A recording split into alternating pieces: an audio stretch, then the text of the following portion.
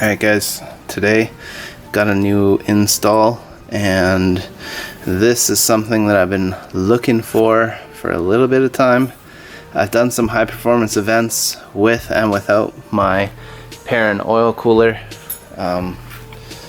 With the Perrin Oil Cooler, obviously temps got way up in the 260, 280 range. I don't think they even went as high as 280. And then with the Perrin Oil Cooler, I was still getting temps at about the 260 range. So did a little research and found that these cores, and obviously it's labeled, are made by a brand called Setrab.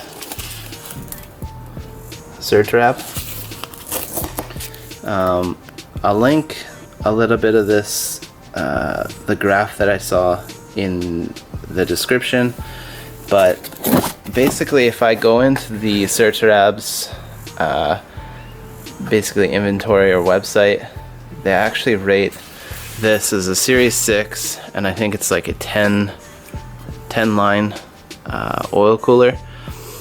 It only works really for about the 100 horsepower range. Sorry, the 200 to 220-ish horsepower range. So obviously mine being a 300 range. Now I wanted to bump that up to a larger core size. So I got this core.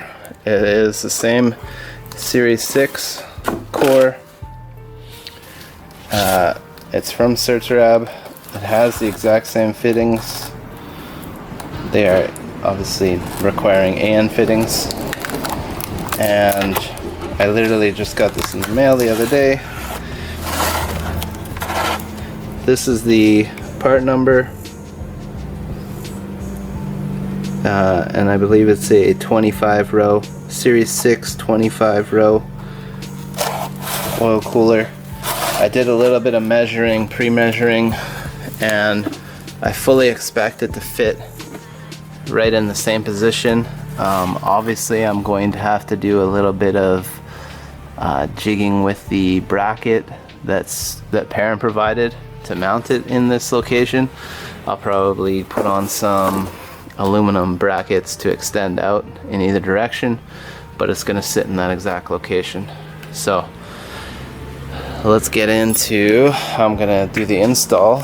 Basically I'm going to take all my Perrin intercooler off, set that aside, give me the access. I'm going to dump all my oil. I'm due for an oil change anyways, and then we will get to taking the core out.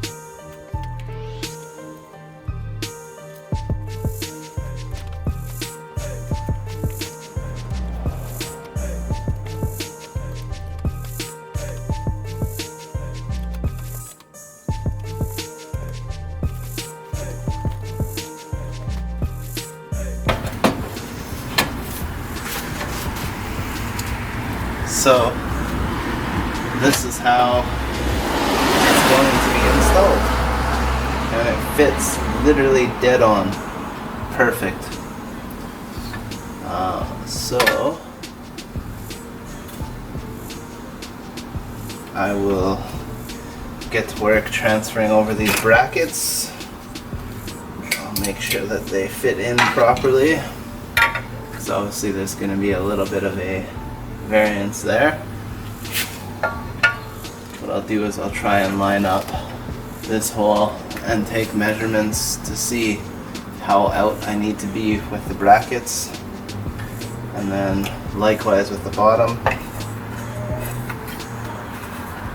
So tiny bit of fabrication, but I have some extra aluminum, so it won't be an issue. And what I think I want to do is I'll drain my oil now, and then I'll pop these fittings off.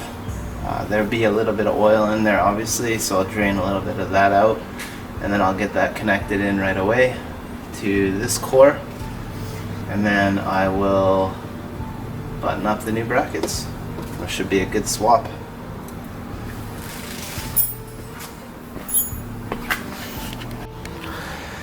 Okay guys, quick little update. This is how the unit is going to be sitting in. I've got the little unit to compare, so it's literally like double the size, I would say, if not even more than double. So for the brackets up here, I have basically the measurements. Hope you can see them. So for the upper left, 55 mil extension.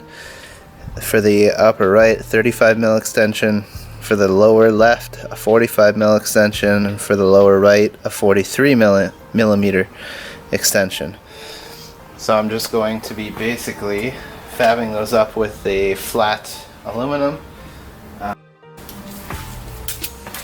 The aluminum I'm using is literally 1.5" and or 440 mil. So that's the stuff I'm using. It actually works quite perfectly for the width to get the 2 bolt holes in properly. Boom. So I'm quite pleased with that. Now I'm basically just going to go and bend them. I'm going to make them into a U shape, so a little 20 mil, and it's literally 20 mil bend down to catch my bolts on this side, and then 35 mil for instance, and then a 20 mil dip down to catch my bolts into my bracket, such like that. Okay, I'm gonna go do that and I'll get back. Alright peeps, oil cooler is in. Yay! Old one's down there. Give you a comparison. Old versus new.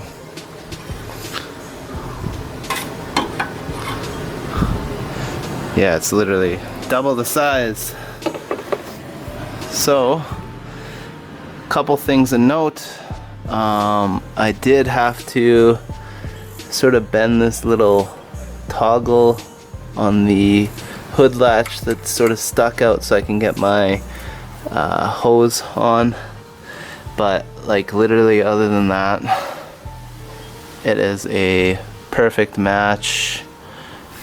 This sort of tucked in, I had to just pull this back a little bit just so that I have enough room. I probably pulled it back a little bit too much, but other than that, it's good. If you ever done the Perrin bolt, I feel like that bolt up there is by far the hardest to get on anyways. But she's in. I had already drained my oil. Now I'm gonna fill back up.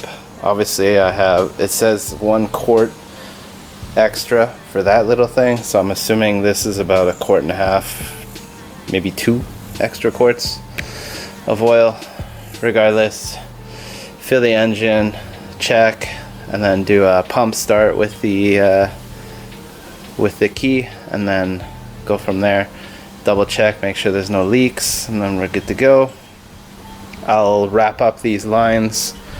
These lines, I'll tie them up just like I did before. So basically,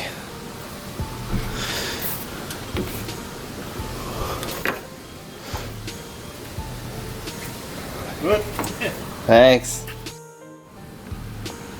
Yeah, so my lines will rest in the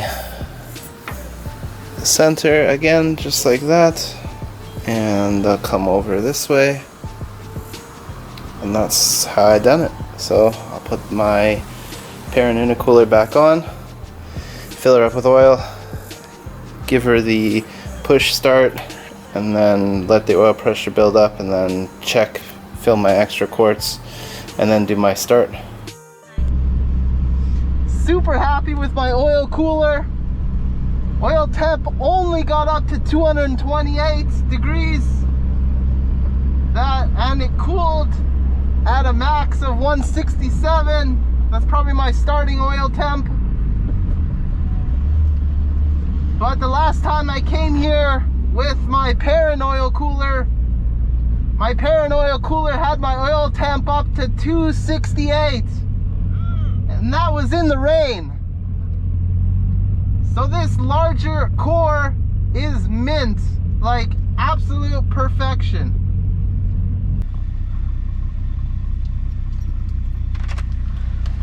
That was so fun. So my oil temp already has gone from 228 to 215 now. I have zero knock whatsoever. My air fuel ratio 10:14 to 22:2. My dam stayed at 1. My coolant temp got as high as 216 and is sitting at 208 right now.